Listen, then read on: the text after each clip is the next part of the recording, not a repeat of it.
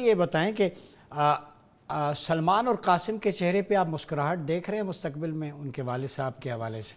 देखिए उस्मान और क्योंकि आपके चेहरे पे मुस्कुराहट, मेरे तो चेहरे पे वैसे ही मुस्कुराहट रहती है क्योंकि आप मेरे सामने बैठे हैं, उधर मंदोखेल साहब हैं, इधर राना साहब हैं, तो आज तो मेरे तो चेहरे पे मुस्कुराहट मसलसल है। अच्छा, दूसरी बात यह है कि सलमान के जो वालिद हैं, आप इमरान खान साहब की बात कर रहे हैं, तो इमरान खान साहब को क्या उनको रिहाई मिलेगी? अब ये उनका लीगल प्रोसेस चल रहा है, कतन कानूनी अमल की इंतहा नहीं है, ये सब कुछ चल रहा है, लेकिन बड़ा अनफॉर्चुनेट है ये पहली दफ़ा नहीं हो रहा। हमें अपने आप से क्वेश्चन करना चाहिए कि ये कैसे हो जाता है कि एक मुल्क का वज़ीर आज़म, जोहरी ताकत मुल्क का वज़ीर आज़म, और आनन फानन वही शख्स मुल्क का दुश्मन, वही शख्स दहशतगर्द, चाहे वो नवाज शरीफ हो, चाहे वो मोहतरमा हो, चाहे वो जुल्फ़िकार अली भुट्टो साहब हों, चाहे वो सोहरावर्दी साहब हों, चाहे वो, मतलब एक तवील फहरिस्त है। इसकी एक छोटी सी, क्योंकि ये साइकिल है, ये साइकिल रुक नहीं रहा। ये कभी रुका था तो इसमें तीसरा फरीक डाल दिया जिसने उस साइकिल को और तेज़ कर दिया। तो ये साइकिल है। देखें, जब खान साहब वज़ीर आज़म थे तो तब क्या हो रहा था, आज जो है वो तो ये साइकिल जब तक हम कमजोरी फिर पॉलिटिशियंस की है कि वो मतलब कि ये देखें ना, इस साइकिल के ऊपर ये ट्रैक्टर रौंद सकते थे ना। अभी ये दोनों जमातें जो हैं साइकिल से उतरी थी तो ये साइकिल को रौंद देती, लेकिन इन्होंने साइकिल को जो है बीच में टर्बो लगा दिया। अभी इस वक्त जो हालात हैं, अब आप देख लें जो सियासी वर्कर्स के साथ हो रहा है। पीपल्स पार्टी की हुकूमत है सिंध में, आपको जलसे जुलूस की इजाज़त नहीं है। ये इधर नॉर्थ कोरिया बनाया हुआ है इस्लामाबाद में, मसल वैसे 9 मई करके खान साहब ने लगाया था। इस्लामाबाद में कौन सा नॉर्थ कोरिया? जी, इस्लामाबाद में प्योंगयांग है। ये यहाँ पे दफ़ा 44 लगी हुई है जब से जमहूरी दोस्तों की हुकूमत आई है। जरा सी बात तो ये कहते हैं यहाँ पे दफ़ा 144 है, यहाँ पे नहीं सियासी एक्टिविटी नहीं कर सकते, 4 से ज्यादा बंदे इकट्ठे नहीं हो सकते। असेंबली तो है। नहीं, मुझे आज आपने बड़ा अच्छा काम किया कि मंदोखेल साहब कराची में बैठे, 4 बंदे की तरह इकट्ठे होते तो चापा पड़ जाता। एक्स बंद है, एक्स भी खोलना चाहिए। ये सारी चीजें एक चीज क्लियर कर दें कि दहशतगर्दी जो डिजिटल टेररिज्म है, इसकी वजह से एंटी स्टेट या इदारों के खिलाफ जो एक प्रोपेगेशन है, ये वेनमस स्टफ है, उसको रोकने के लिए यहाँ तक नहीं, ये बिल्कुल ठीक है, पर इसको मुज़ाहिका खेज ना बनाए ना। मतलब कि देखें, फिर तो पूरी दुनिया में लोग ट्रोल रख लें, न्यूक्लियर हथियार छोड़ दें, रशिया जो है ट्रोल बैठा दे और वो कहे कि हम ट्वीट करेंगे और जो है ना वो जापान उल्टा हो जाएगा, ट्वीट करेंगे। नहीं, ऐसा नहीं होता। देखिए, कुछ लोग ऐसा करते हैं, आपके मुल्क के खिलाफ साजिशें भी होती हैं, इदारों को भी टारगेट किया जाता है, लेकिन उसका जवाब आपने मैच्योरिटी से देना होता है, ना कि आप ब्लैंकेट बैन लगा दें। एक बात मैं कहूँगा ना, देखें, ये मुल्क डिफ़ॉल्ट करने वाला था, ये डिफ़ॉल्ट करने वाला था ये मुल्क। हम बिल्कुल डिफ़ॉल्ट के दहाने से आए हैं।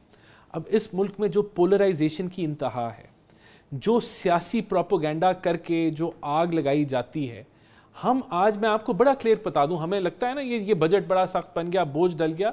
अगर हमने इस मुल्क की मईशत को ठीक नहीं किया तो फिर इन्हीं लोगों पे अगले साल भी बोझ डलेगा।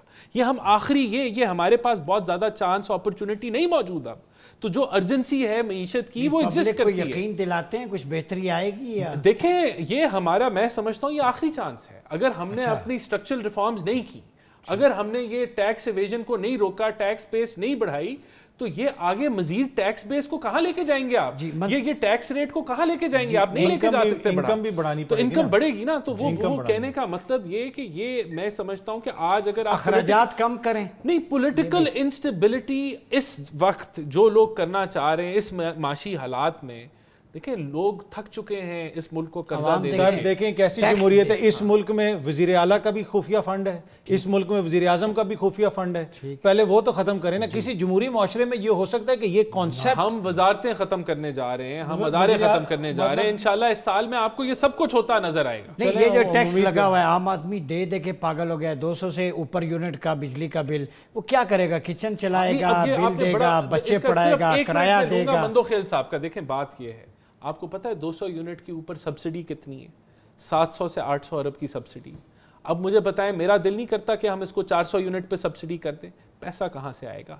बात वो करें ना जो करने वाली हो, जो चीज हो नहीं जेवरात। अभी मुझे मैसेज आया है एक औरत का, जेवरात बेच के शादी बिल जमा करवाया 70,000। ये सच होगा, लेकिन अगर हम अपनी मईशत को संभाला नहीं देंगे तो अगर डॉलर 500 का हो गया और महंगाई की शरह, सॉरी नहीं, अगर डॉलर 500 का हो गया और महंगाई की शरह 100% होगी तो फिर लोग क्या बेचेंगे? एक बात बताऊं, ये नहीं, ये हमें समझना होगा ना। अखराजात भी आखिरी मैंने तो कहा एक चीज दर्द दिल रखूंगा, ये शादी मैं आपको दिखा भी सकता हूँ जी।